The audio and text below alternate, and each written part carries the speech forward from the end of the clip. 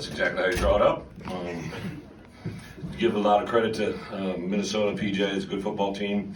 New coming over here, they're atop the Big Ten West for a reason. They won a couple games here in a row and done some good things, but I thought this was a team we matched up well against. I really like it coming into the week. I thought our guys have, put a good week of practice. The bye week, we kind of turned the page, and it's kind of funny, right? So, whenever we have people around the program, maybe that aren't around us all the time, scouts that come in, NFL people, visitors, maybe outside administration, they come by and they're like, Coach, I can't believe the way your guys, go about things, the way they practice.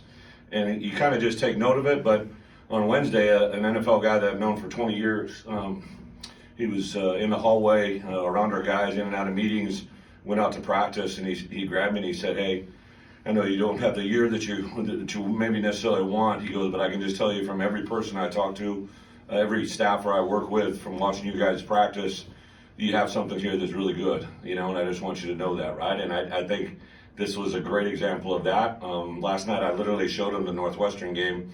I try to show them things during the course of the week, and I wanted them to know sometimes it doesn't always go as scripted. You just got to be resilient. So I showed them the fourth quarter against Northwestern where they were down 21 points and how they made defensive stops and how their offense made plays, and they tied it up at the end and ended up winning in overtime. But you literally heard our guys talking about that on that last series before John went in and after John went in, and just a incredible amount of resiliency, I'd say, for two people. John Paddock, just to put himself in that position. Earlier this year when he got in a game, it was kind of out of control and wasn't a great situation to come into. I said, hey, what we just learned is, when your moment comes, you're going to be that much more prepared. I don't know if it's going to be this week, next week. I said, or the last half of the season, your moment's going to come, and I have a pretty good confidence value that you're going to be prepared. And that's exactly what happened there. I didn't think it was going to be 4th and 10, backed up on enemy territory with no timeouts and under a minute. But that's John to a T. And then Isaiah Williams, for you guys that know him, 13 catches, 130 yards. When that ball went on the ground, I think a lot of people would be like, oh my gosh, I literally didn't say anything to him because I knew he would take care of himself, right? He just continues to impress me on a daily basis, who he is, what he stands for, and what he represents. That play was created before the day ever started today. He's just got that kind of ability, and pretty awesome to be around. So with that, I'll open up for questions. What did this show you about your team? I think they've learned to overcome some adversity. I think, I've been trying to get a B, and during the bye week, I kept kind of thinking about how I can get these guys to understand these last 4 games and where they're at, and we really just put an emphasis on. Obviously, we're a 3-5 team that's got 4 games in front of us, and all we can do is take advantage of every day. And I showed a play on Wednesday where, in a short yardage situation, one of our players got beat, one of our most respected players, and the reaction that he had, because we talked all week about winning one-on-ones, right? So our 3 goals today were, first, we had to prepare and know Minnesota. Our second thing is we wanted to run the ball, stop the run, cover kicks. And our third and our biggest goal was 74 guys that came on this plane. We wanted to win our one-on-ones every play, every day, right? For me as a head coach, I was involved in a one-on-one. Our coordinators are involved in one-on-ones. Our players are involved in one-on-ones. And I think, obviously, in the end, we ended up winning. How much does John being a 6th-year player just factor in him being ready in that moment? Yeah, so John, if you guys have been around him, he's pretty much the same guy every day, man. He's a junkie. Obviously, his story, his history, his legacy with his grandfather and his uncle and his parents. His mom and dad have raised a really competitive kid. I give him a lot of credit. It hasn't been exactly the way he probably wanted it to be. He came in and competed for the quarterback job. Obviously, we went with Luke, and he just stayed consistent. I think a kid in his position, even last week during bye week, we started to give Donovan a little bit more of the 2 reps just because Donovan's really had some great growth here in the last part, and John didn't bat an eye, just took advantage of it, and our locker room really just responded in a way that you can tell he has a big effect in there. Coach, how much impact did Johnny Newton have on the second half? If you were there, you saw it, right? Yeah, Johnny's a very special player. I had a feeling he'd make a big impact as soon as he got in there. That's classic Johnny Newton, right?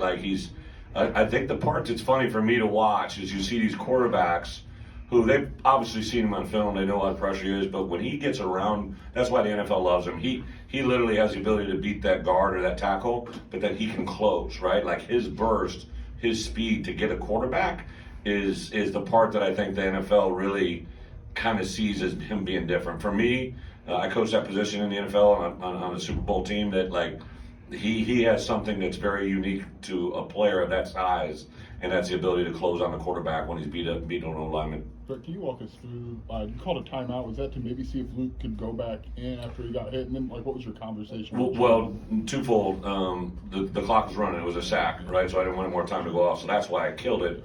Now, when we called timeout, that prevented the timeout due to Luke's injury, right? And then so everybody kind of amassed there, and I'll give Gio credit. I'm not saying George is a doctor by any means, but he said you got to look at somebody look at him. He doesn't look right.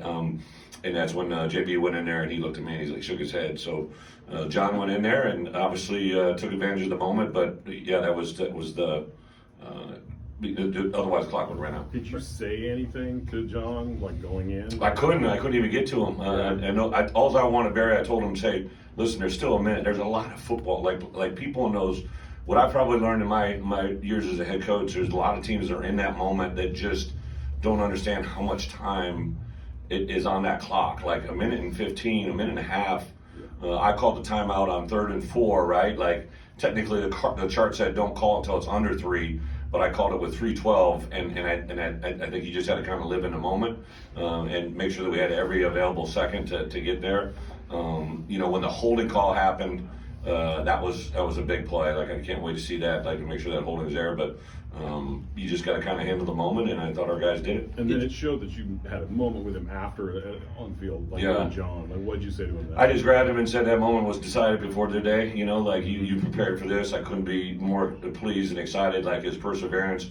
For me as a head coach, one of the things I really love to do is, when you're a positional coach or even a coordinator, you get so fixed in the moment. As a head coach, I really get to stand back and observe and watch, right? And I know what that kid does every time he comes down the hallway. So every meeting, Tuesday, Wednesday, and Thursday, we have special teams, and so obviously the quarterbacks aren't in special teams. So Barry goes and meets with him in his office, and we pass in the hallway. And usually, the first guy down the hallway usually is John. Like he's the first one out going to the meeting, right? He's usually out in front of everybody, and I usually give him grief about what he's wearing or what he's doing, and just kind of try to keep his spirits up for exactly this moment. A lot on the shoulders of Caden Fagan in this game, obviously. Yeah, the injury. What is it about him where he stands up in So those Caden's got moments? really good hands. If you think like if you guys want to watch him play, he played quarterback, right? And he's just got really soft, good hands. He's a good receiving back. I think that play probably shocks some people, but I think when you have a guy of that size, they don't know if they can run. But he pulled away from people there, and I mean, I used to get that all the time too for my size. I could really run, but like Caden, he's got a burst. He kind of runs faster. He understands angles. Just really impressed with him overall in this preparation. Reggie practiced. I know you guys are gonna be mad at me, right? You think but he practiced Tuesday, didn't Wednesday, did Thursday, and then I'll give him credit. Friday morning, he's like, Coach, I don't think I can do it, right? And I give Reggie a lot of credit because he cares. His care factor is off the charts. So I really needed to take another D lineman because if Reggie couldn't go, I wanted to bring another D lineman. So if we got cut short with Johnny in the first half, so that's why we left Reggie at home. But I think he's hoping he'll be ready for next week. Did you guys feel a big momentum or emotional lift at halftime to look up and okay, we're only down 3 and Johnny's coming back? I liked our mood at half, right? I really wanted to try to get points on the board there, try to get a kick, but we obviously had to punt it away. And then I thought it was an indicator when they took a knee, right? Like I thought that we were going to have to defend a few plays there. But I really liked our demeanor at half. I kind of, while our coach was making corrections, I just kind of go to each unit and I talk to the offense about, hey, we just got to protect him better, give him a chance. Caden's going to, make some runs. We got to take advantage of our shots down the field. Defensively, I was emphatic about you're going to get to this guy. The pressure's coming. I didn't say Johnny's getting it, but like I said, hey, we're going to be able to get to this guy. I wanted to look out for their tight end was a target for him early in the game, right? Whoever, Nicario kind of just missed him on a couple plays. I thought Clayton Bush came in and did a hell of a job subbing in there as well. Like everybody's going to get caught up in John Paddock and a couple. Clayton Bush, in my opinion, right, did some things there that helped us win that game in the second half. So really impressed with him. Bret, you're playing your best ball in the last 3 games. Yeah. It feels like, what can this turning into a win mean for your team? Yeah, during the bye week, I looked, and I don't really go back and look at the teams we played, but I looked and I saw Kansas beat Oklahoma. I'm like, oh, they must be pretty good, right? And then I see Toledo's 8-1 or whatever they're at, right? And I realized some of the teams that we've lost to, right? Penn State's lost 1 game, right? And we were in a one-score game with Penn State. Like, I don't want to be 4-5, but like we have done so much growth in the last 3 games. I'm excited to get into this week. We got to get healthy.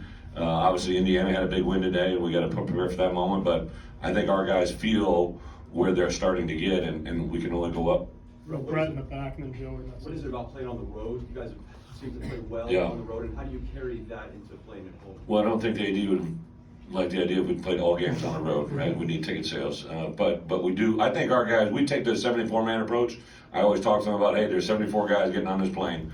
They get to have 74 as well. They dress out, but it's really a push, you know? And I go back when I was with Belichick, he always used to say home field advantage isn't always an advantage, right? And I was blown away at that, the way it kind of plays out, right? And our guys, you know, from the first year when we beat Penn State to where we are now, the Maryland game, this game, we do play pretty well on the road, and we just got to learn to play well on the road and at home. But just two Last housekeeping things, if I could. What was Aiden dealing with? And then with Yeah. Luke, I know it's early, but do you have Yeah, any sorry. indication of what he might be? Yeah, sorry, Aiden. So Aiden, in the last game he played in, you know, had a little bit of an issue. So he had an MRI, and he does have a small meniscal tear. So he tried to go. We rest him all bye week. He tried to go Monday or Tuesday, and he couldn't. It's in an area, you know, again, as a running back, he couldn't go. So he'll actually go through surgery, I believe, on Tuesday. So he'll be done. Yeah, it'll be a 3 or 4 week recovery. And then what was the other part? Luke. Just, yeah, what's the Luke. story like? I haven't gotten an official medical report, but I know he was off coming off the field. I haven't been able to go there. Thanks, guys.